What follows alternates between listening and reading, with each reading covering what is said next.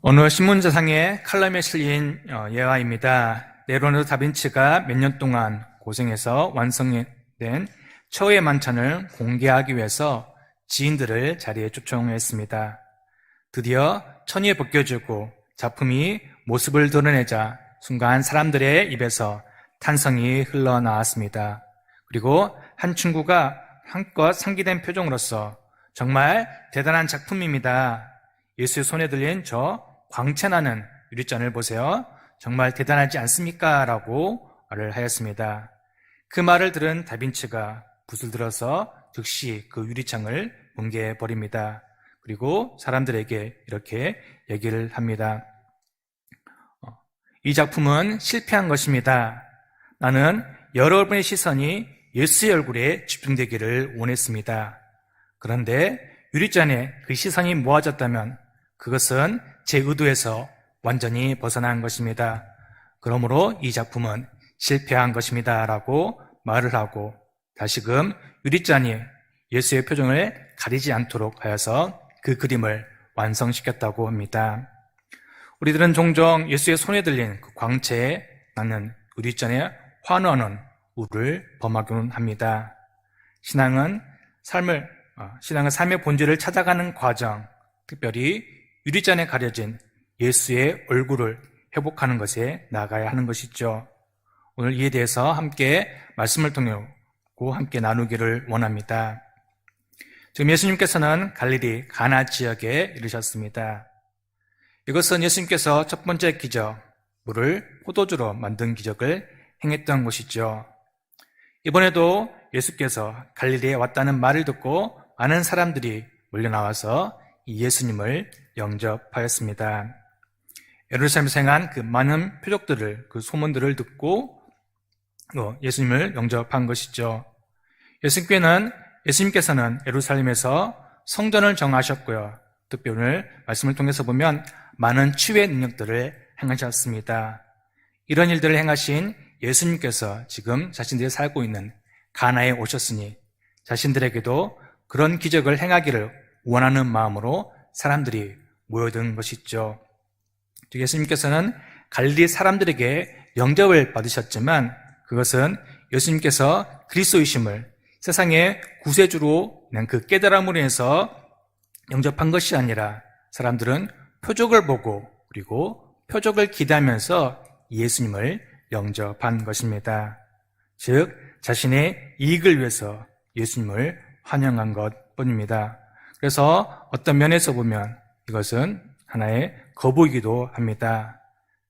자신의 요구나 기대치에 따라서 얼마든지 그 환영이, 그 영접이 바뀔 수 있기 때문이죠. 사도 요한은 표적을 근거로 한 예수님을 환영한 갈릴리 유대인들을 책망하는 듯 합니다.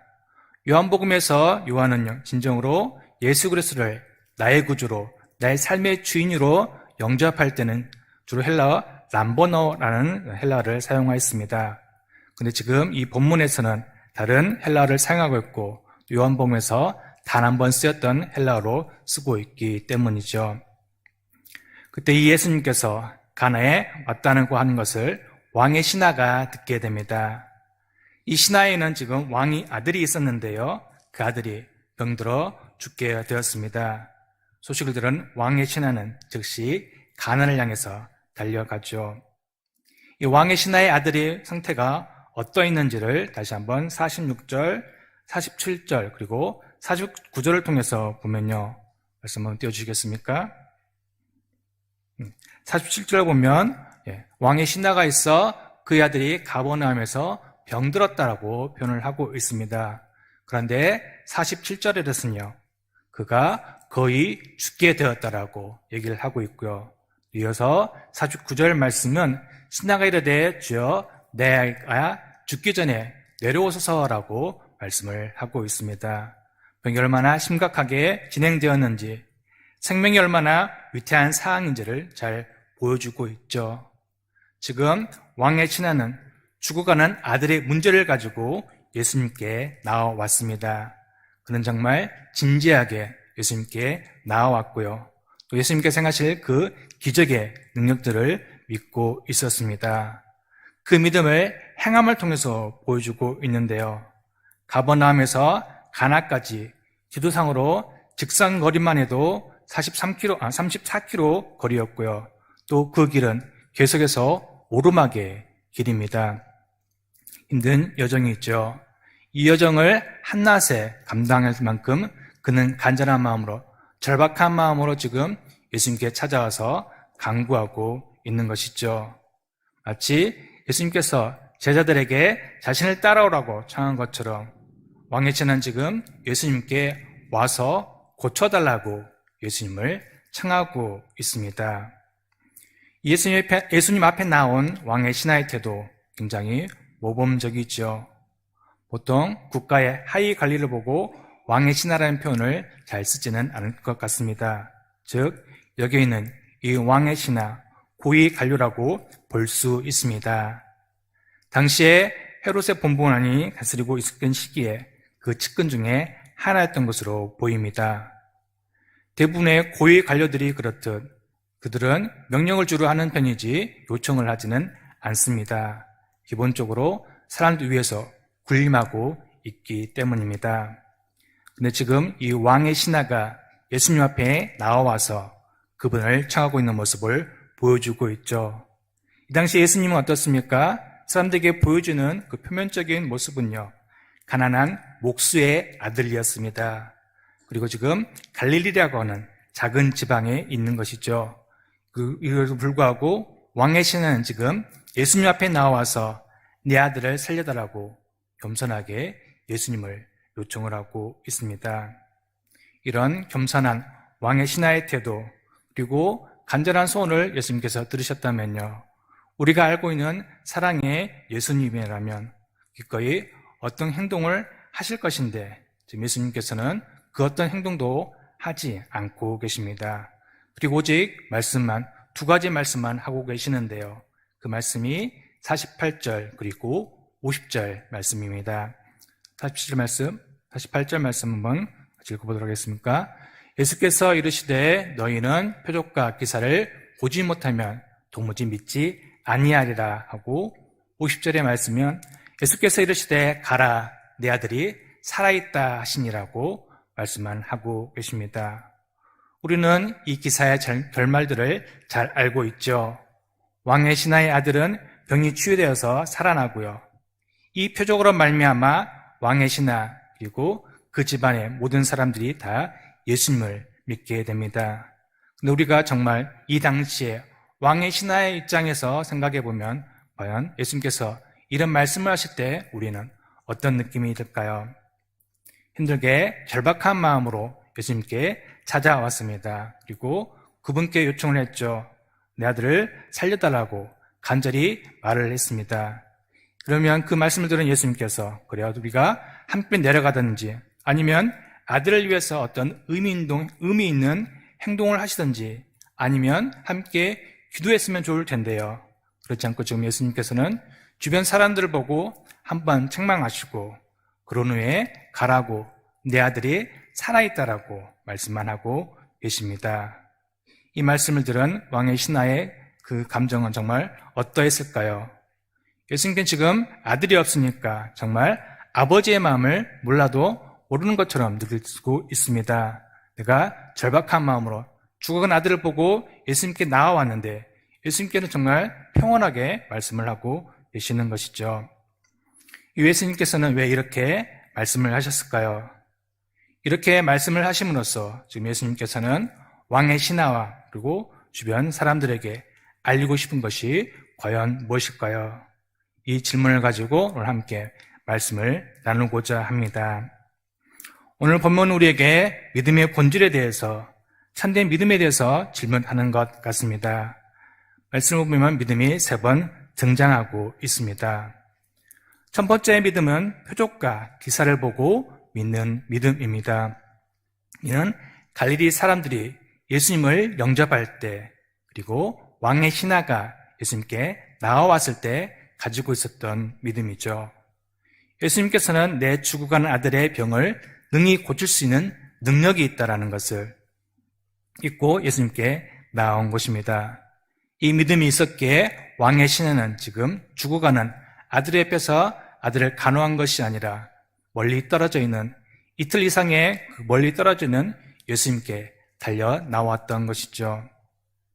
예수님은요, 분명 어떠한 종류의 병도 치료할 능력을 가지고 계십니다. 예수님께서 마음만 먹으신다면, 뜻만 세우신다면 그 앞에 그 어떤 질병도 머무를 수 없는 것이죠. 왕의 신하는 이 능력을 믿고 지금 예수님께 나와서 예수님께 병치유의 요청을 하고 있는 것입니다. 그런데 예수님께서 다른 또 주변에 있는 사람들도 예수님께서 하실 그 기적을 기대하면서 지금 예수님 곁에 머물고 계시죠. 예수님께서는 이런 사람들의 믿음을 책망하고 계십니다.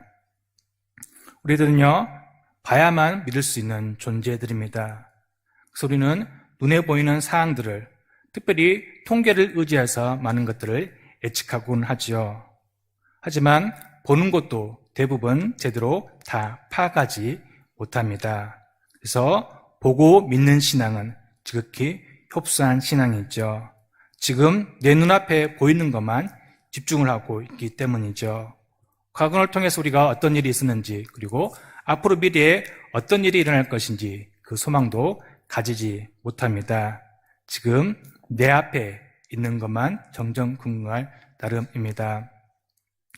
민수기 13장, 14장에서 보면요, 가나안 정탐 대반역 사건이 나오는데요. 똑같은 사항을 보고 10명의 정탐꾼은 두려워하고 있지만 여호수아와 갈렙만은 자신만만한 말씀을 하고 있습니다. 이 10명의 정탐꾼은 보는 것만 집중했기 때문이죠. 지금까지 하나님께서 이스라엘 백성들을 어떻게 인도하셨는지, 그리고 가나안 땅에 어떻게 인도하실 것인지를 전혀 관심을 가지지 못하고 그저 눈앞에 보이는 사항만 보고 급급했을 뿐입니다. 하지만 여호수아와 갈렙만은 달랐습니다. 그는 민수기 14장 8절에서 이렇게 자신의 믿음을 표현을 하고 있습니다. 여호와께서 우리를 기뻐하시면 우리는 그 땅으로 인도하여 들이시고 그 땅을 우리에게 주시리라. 이는 과연 족과 꿀이 흐르는 땅이니라. 하나님의 허락의 문제이지, 하나님께서 기뻐하시는 것이 문제이지 지금 눈에 보이는 사항이 문제가 아니라는 믿음을 그들은 표현한 것이고요. 그 믿음대로 그들은 그 땅을 차지하였습니다. 이런 믿음을 하나님께서는 우리에게 요구하시는 것입니다. 믿음이 가지고 있는 한 가지 요소가 있다면요, 보이지 않는 특징이 있는 것이죠. 아무것도 보이지 않을 때, 이때야말로 우리는 하나님을 온전히 의지해야 될 때입니다. 보이는 것을 의지하는 대신 하나님을 의지해야 되는 것이죠. 어찌 보면 왕의 신하의 태도는 정말 훌륭한 태도였습니다. 다른 데에 가서 기적을 의지하지 않고 기적의 능력을 베푸신 예수님께 나와서 그 기적을 자신에게 행하기를 원하고 있기 때문이죠. 간절하게 애청하였습니다. 그러나 그의 믿음은 기적을 보는 그런 믿음이었기 때문에 예수님께서는 그 믿음이 완전한 믿음이 아니라고 말씀을 하고 계시는 것이죠. 우리가 가져야 할 그 믿음의 본질에 대해서 다시 한번 생각해 보기를 원합니다. 예수님께서 왕의 신하와 주변 사람들을 책망하셨던 것처럼 우리는 혹시 기적을 의지하고 있습니까? 아니면 예수님 그 부분을 의지하고 있습니까? 때때로 우리는 기적을 경험해야 됩니다. 예수님께서도요, 요한복음 10장 38절에 이렇게 말씀을 하셨습니다. 내가 행하거든 나를 믿지 아니할지라도 그 일은 믿으라. 그리하면 너희가 아버지께서 내 안에 계시고 내가 아버지 안에 있음을 깨달아 알리라고 하시니, 자신을 믿으려 하지 않는 자들에게, 도무지 믿으려 하지 않는 자들에게 기적을 보고 믿으라라고 말씀을 하시죠. 다만 이 기적 그 자체에 몰두하는 것에는 경계를 하셨습니다. 기적을 넘어서 그 기적을 행하시는 예수님을 우리는 온전히 바라봐야 되고요. 기적을 믿는 것이 아니라 예수님을 믿어야 하기 때문이죠. 우리를 위해, 예수님께서 우리를 위해서 기적을 베푸셔야지만이 우리는 예수님을 믿습니까? 아니면 스스로 계시는 분, 홀로 영광 받으시기에 합당하신 유일한 하나님을 믿고 이 자리에 나아오셨습니까? 하나님께서 행하실 수 있는 그 표적과 기사를 보기 위해서가 아니라 하나님께서 하나님이시기에 아무런 표적이 없을지라도 우리 기도가 응답받지 못할 때라도 우리는 여전히 그분이 참된 나의 하나님이심을, 참된 나의 아버지심을 믿고 온전히 의지하면서 그분께 올릴 합당한 경배와 예배 드리기를 간절히 원합니다. 예수님께서는 지금 보고 믿는 믿음을 바꾸기를 원하시고 있습니다.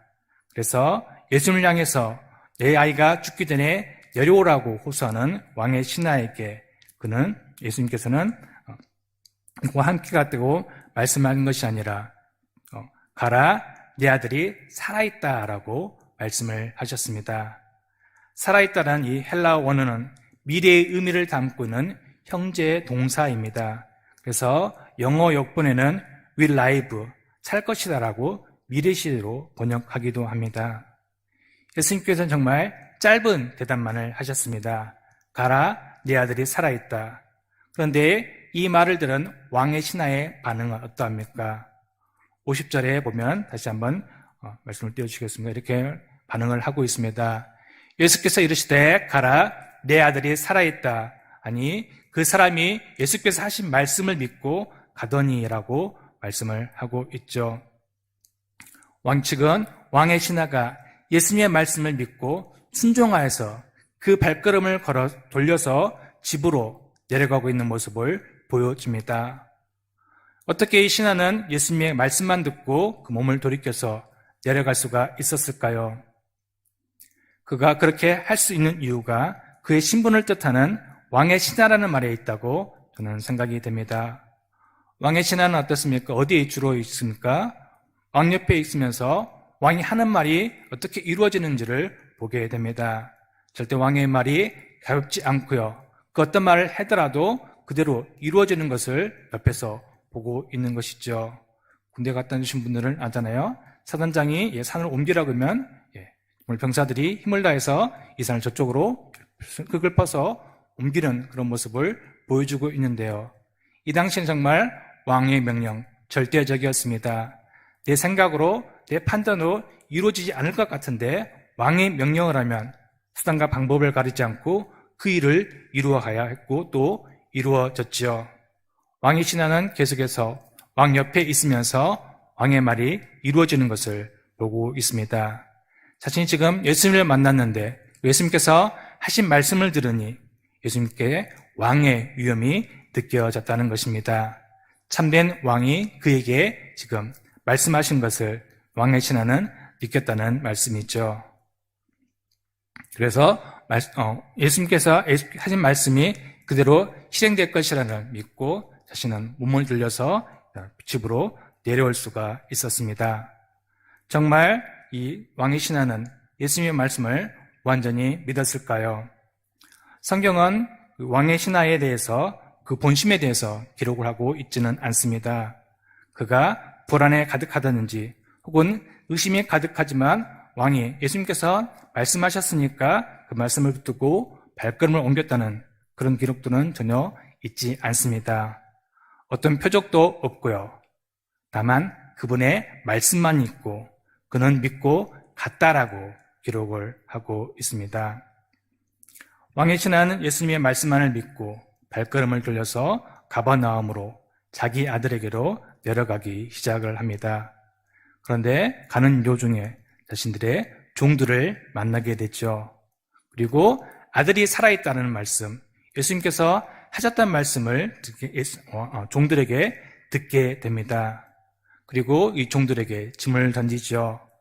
아들이 낳기 시작한 그때를 물으니까 열이 떨어져서 아들의 상태가 좋아진 때가 7시라고, 오늘날로 번역하면 오후 1시라고 예수님께 하신 그 말씀 그때 바로 이루어졌다는 것을 깨닫게 되었습니다. 표적이 일어나기도 전에 예수님의 말씀을 믿었던, 표적을 보기도 전에 예수님의 말씀을 믿었던 이 왕의 신하, 실제로 자신의 아들이 살아있는 표적을 경험함으로써 한 단계 더 높은 믿음으로 나아갑니다.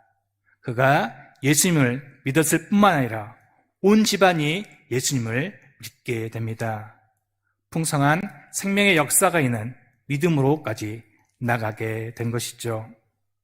오늘 우리 이 본문을 통해서 진실로 우리가 예수님을 찾는 그 깊은 마음의 동기가 어디에 있는지, 우리의 믿음의 본질이 어디에 있는지를 살펴보기를 원합니다. 우리가 정말 예수님을 믿고 있습니까? 그분의 말씀만을 온전히 믿고 계십니까?